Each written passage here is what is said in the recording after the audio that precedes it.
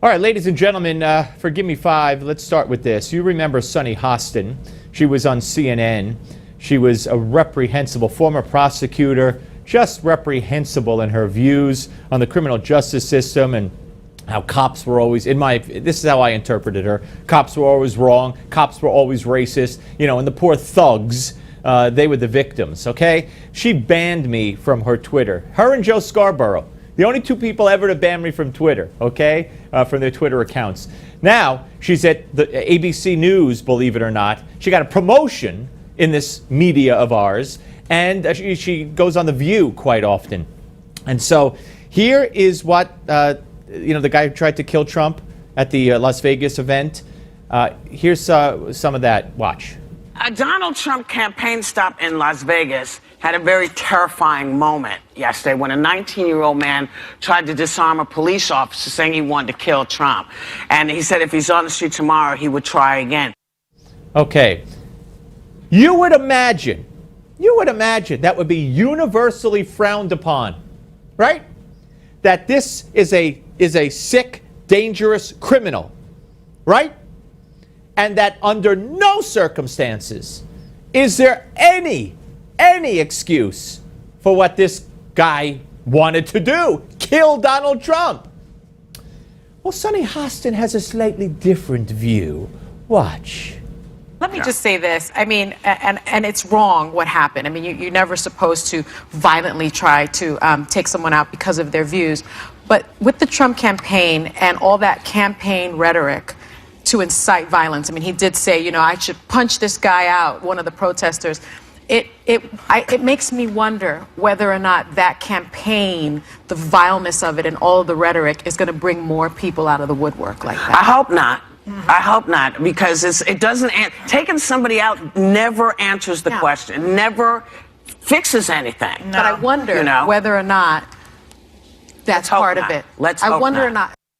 Yeah, you never condone anything like this. You never make excuses for anything like this.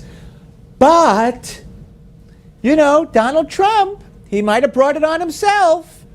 If this guy had been successful, God forbid, and Trump got shot, Sunny Hostin would have said, well, he once said at a rally, punch the guy, so I guess he deserves what he has coming.